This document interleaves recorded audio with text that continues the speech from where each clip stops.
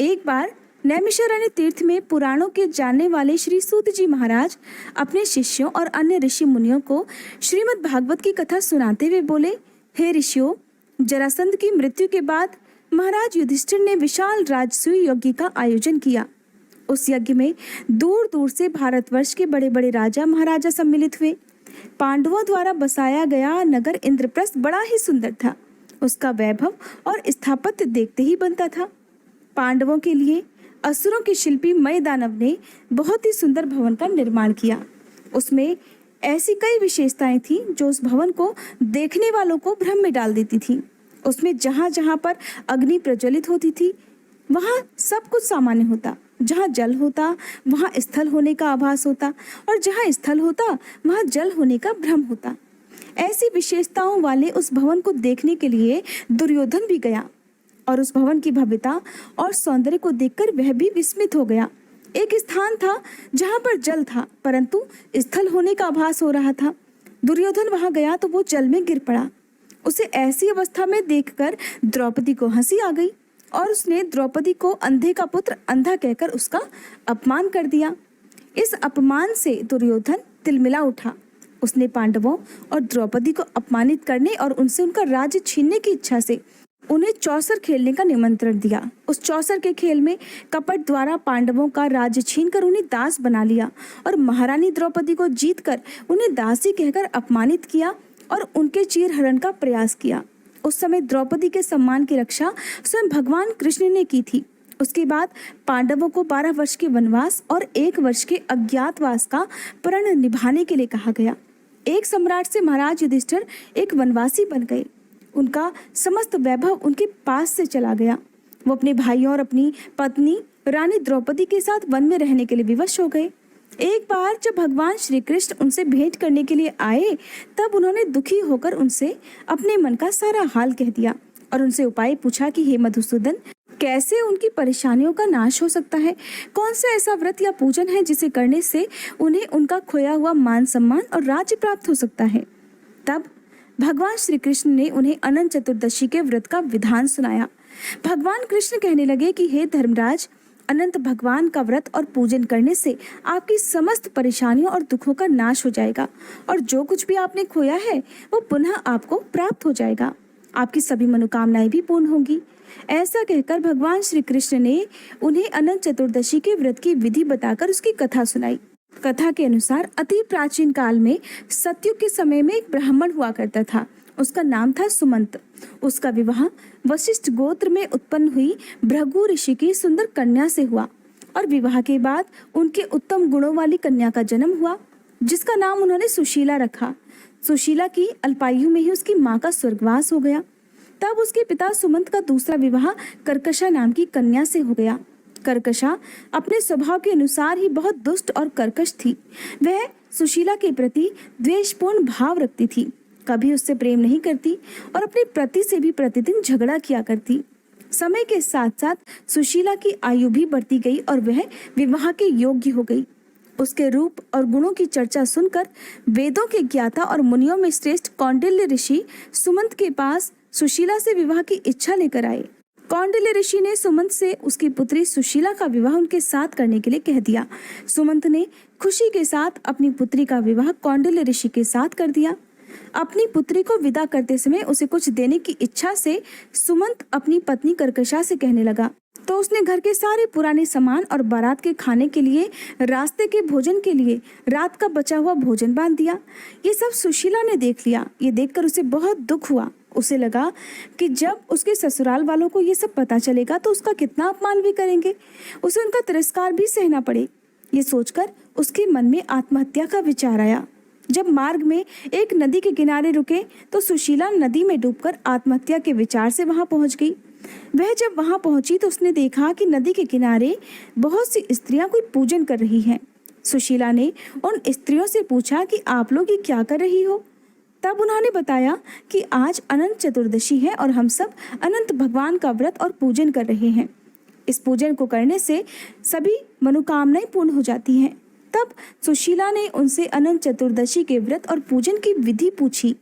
तब एक स्त्री ने उसे बताया कि हे सुशीला, ये अनंत चतुर्दशी का व्रत है और इसमें भगवान विष्णु के अनंत स्वरूप का पूजन किया जाता है।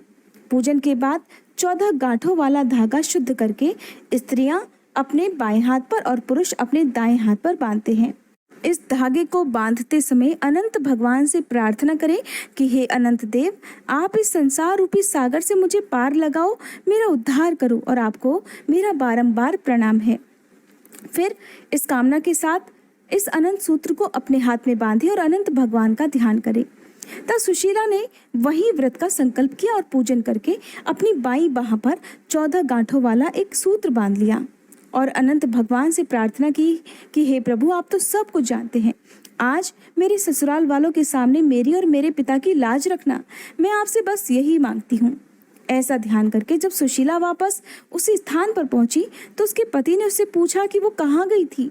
तब सुशीला कहने लगी, आज अनंत चतुर्दशी है और मैं नदी के किनारे अनंत भगवान का पूजन कर रही थी। इधर उसकी बारात के सभी लोग आनंद से भोजन कर रहे थे। वहां भोजन में तरह तरह के पकवान थे। सबने सुशीला के परिवार की खूब प्रशंसा की। तब सुशीला ने अनंत भगवान का धन्यवाद किया और अपना व्रत पूर्ण किया। जब वह अपनी ससुराल पहुंची तो उसे अनंत चतुर्दशी के व्रत का महात्म्य पता चला। उस व्रत के प्रभाव से उसके परिवार में सुख समृद्धि बढ़ने लगी और धन धान्य से उसका घर परिपूर्ण हो गया, उसका जीवन सुखमय हो गया। एक बार उसके पति की दृष्टि उसके हाथ पर बंधे अनंत सूत्र पर पड़ गई तो उसने सुशीला से पूछा कि ये क्या है और तुमने इसे क्यों बांध रखा है। तब सुशीला ने कहा, हे स्वामी, ये अनंत भगवान का सूत्र है। मैं अनंत भगवान का व्रत करती हूँ और उन्हीं की कृपा से आज हमारे पास धन धान्य आदि सब कुछ है। सुशीला के ऐसे वचन सुनकर कौंडिल्य ऋषि ने अहंकारवश वह अनंत सूत्र तोड़कर जलती हुई अग्नि में फेंक दिया। सुशीला ने तुरंत अनंत सूत्र को आग से निकाला और उसे दूध में डाल दिया। इधर अनंत सूत्र का इस प्रकार अपमान करने से कौंडिल्य ऋषि पर अनंत भगवान रुष्ट हो गए और इस कारण उनका समस्त ऐश्वर्य समाप्त हो गया, घर जल गया, धन चोरी हो गया, घर परिवार में कलह होने लगा और उनका स्वास्थ्य भी खराब रहने लगा। तब उन्होंने अपनी पत्नी सुशीला से कहा कि अचानक ये क्या हो गया, हमारा सारा धन वैभव नष्ट हो गया। तब सुशीला कहने लगी कि स्वामी, ये सब अनंत भगवान और उनके उस सूत्र के अपमान के कारण हुआ है। तब कौंडिल्य ऋषि को अपनी गलती का पश्चाताप हुआ और उसका प्रायश्चित करने के लिए वे तप करने और अनंत भगवान के दर्शन की इच्छा से वन को चले गए। वन में पहुंचकर कौंडिल्य ऋषि इधर उधर घूमकर सबसे अनंत भगवान के विषय में पूछने लगे। वन में उन्होंने एक फलों से लदा हुआ पेड़ देखा जिसमें कीड़े पड़े हुए थे। उन्होंने उससे पूछा कि तुमने अनंत भगवान को देखा है क्या? तब उस वृक्ष ने मना कर दिया और कहा, नहीं, मैंने नहीं देखा। यह सुनकर जब कौंडिल्य ऋषि आगे बढ़ने लगे तो वृक्ष ने कहा कि अगर तुम्हें अनंत भगवान मिले तो उनसे पूछना कि मेरे अंदर कीड़े क्यों हैं। तब कौंडिल्य ऋषि उससे हाँ कहकर आगे बढ़ गए। अनंत भगवान के दर्शन की इच्छा मन में लिए कौंडिल्य ऋषि वन में आगे बढ़ते रहे। वन में उन्हें घूमती हुई गाय और बछड़े मिले। तब कौंडिल्य ऋषि ने गायों से पूछा कि हे गौ माता, क्या तुमने अनंत भगवान को देखा है? तब उस गाय ने भी मना कर दिया।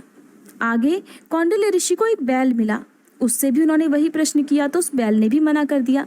उसके आगे उन्हें 2 पुष्करनियां मिली, उनसे भी उन्होंने वही सवाल किया, उन्होंने भी वही उत्तर दिया जो बाकी सब ने दिया था। इस प्रकार कौंडिल्य ऋषि वन में आगे बढ़ते रहे और उन्हें जो भी मिलता उससे वो यही प्रश्न पूछते कि क्या आपने अनंत भगवान को देखा है? परंतु किसी से भी संतोषजनक उत्तर ना पाकर वे बड़े दुखी हुए और उन्होंने अपने प्राण त्यागने का निश्चय कर लिया। जब उन्होंने आत्महत्या का प्रयास किया तभी अनंत भगवान एक ब्राह्मण के रूप में प्रकट हो गए और कौंडिल्य ऋषि को लेकर एक गुफा के अंदर चले गए। उस गुफा के अंदर कौंडिल्य ऋषि को बहुत सुंदर लोक दिखा। वहां पर चारों ओर एक दिव्य प्रकाश फैला हुआ था। वहां पर सभी लोग प्रसन्न थे। वहीं पर उन्हें अनंत भगवान के विश्वरूप के दर्शन हुए। एक दिव्य सिंहासन पर अनंत भगवान शंख चक्र गदा पद्म लिए गरुड़ के साथ विद्यमान थे। भगवान के विराट रूप को देखकर कौंडिल्य ऋषि ने उनकी स्तुति की और अपनी गलतियों के लिए उनसे क्षमा मांगी। कौंडिल्य ऋषि के भक्तियुक्त वचन सुनकर अनंत भगवान ने उनसे कहा, हे कौंडिल्य, तुम किस इच्छा से मुझे खोज रहे थे? तुम भय मुक्त होकर मुझसे अपने मन की बात कहो। तब कौंडिल्य ऋषि कहने लगे, हे प्रभु, मैंने अज्ञान और अहंकार के कारण आपका बहुत अपमान किया और आपके अनंत सूत्र को भी अग्नि में फेंक दिया, जिसके कारण मेरी सारी संपत्ति नष्ट हो गई, मेरे परिवार में अशांति फैल गई मेरी मान प्रतिष्ठा धूमिल हो गई। मैं अब अपनी गलती की क्षमा प्रार्थना लेकर आपके दर्शन के लिए यहाँ आया हूँ। आपके दिव्य स्वरूप के दर्शन पाकर मेरा जीवन धन्य हो गया। हे प्रभु, मैं आपसे अपने अपराध के लिए क्षमा मांगता हूँ और मेरे जीवन में सब कुछ पहले जैसा कैसे होगा, इसका उपाय भी आप कृपा करके बताइए। तब अनंत भगवान को उस पर दया आ गई। उन्होंने कहा, हे कौंडिल्य, तुम अपने घर जाकर 14 वर्षों तक अनंत चतुर्दशी का व्रत और पूजन पूरी श्रद्धा और भक्ति के साथ करो। अपने दाएं हाथ में 14 गांठों युक्त अनंत सूत्र बांधना। ऐसा करने से तुम्हारे सभी कष्टों का नाश हो जाएगा, तुम्हारी सभी मनोकामनाएं भी पूरी हो जाएंगी। जीवन के सभी सुख भोग कर तुम अंत समय में सद्गति को प्राप्त होगे। भगवान के ऐसे वचन सुनकर कौंडिल्य ऋषि को बहुत संतोष हुआ। तब उन्होंने अनंत भगवान से मार्ग में मिले वृक्ष द्वारा पूछे गए प्रश्न के विषय में पूछा। तब अनंत भगवान ने उसे बताया कि वह वृक्ष अपने पूर्व जन्म में एक विद्वान ब्राह्मण था, परंतु उसने विद्यार्थियों को शिक्षा ना देकर जो पाप अर्जित किया था, उसी का परिणाम है कि उस फलदार वृक्ष पर फल तो आते हैं, पर कीड़ों के कारण कोई उनका उपभोग नहीं करता। कौंडिल्य ऋषि के मन में वन में मिले हुए अन्य जीवों के विषय में जानने की भी इच्छा हुई। तब उन्होंने अनंत भगवान से उनके विषय में पूछा, तो उन्होंने बताया कि वो दोनों पुष्करणी पूर्व जन्म में बहनें थीं। उन्होंने तब कोई पुण्य कर्म नहीं किया, ना ही किसी याचक को भिक्षा दी, ना ही कोई धर्म का कार्य किया। इसलिए परस्पर लहरें उनसे आकर टकराया करती है, परंतु जल वहां नहीं रुकता। अनंत भगवान ने आगे कहा कि वह गाय पृथ्वी है, वह बैल धर्म है, गधा क्रोध है, वह हाथी अहंकार है, वह गुफा संसार है और मैं अनंत हूँ। फिर कौंडिल्य ऋषि ने उन्हें प्रणाम करके अपने घर आकर अपनी पत्नी सहित 14 वर्षों तक अनंत चतुर्दशी के व्रत का पालन किया। अंत में अनंत भगवान की कृपा से जीवन के समस्त सुख भोग कर वह स्वर्गलोक को चले गए। फिर भगवान कृष्ण ने धर्मराज युधिष्ठिर से कहा कि हे धर्मराज, अब आप भी इस व्रत का पालन करो। जैसे कौंडिल्य ऋषि और सुशीला की सभी मनोकामनाएं अनंत भगवान ने पूर्ण की थी, ठीक उसी प्रकार तुम्हारी भी सभी मनोकामनाएं पूर्ण होगी। जो कुछ भी आपने खोया है वह सब आपको पुनः प्राप्त होगा। भगवान कृष्ण ने कहा, हे धर्मराज, अनंत चतुर्दशी का जो व्रत मैंने तुम्हें बताया है, उस व्रत को करने से मनुष्य अपने सभी पापों से मुक्त होकर स्वर्गलोक को जाता है। भगवान श्री कृष्ण के कहे अनुसार तब धर्मराज युधिष्ठिर ने भी अनंत चतुर्दशी का व्रत और पूजन किया। व्रत के प्रभाव से उनके सभी मनोरथ सिद्ध हुए और महाभारत के युद्ध में जीतकर उन्हें उनका खोया हुआ यश, मान सम्मान और धन वैभव पुनः प्राप्त हो गया और मृत्यु के बाद उन्हें स्वर्गलोक की प्राप्ति हुई। प्रेम से बोलिए, अनंत भगवान की जय।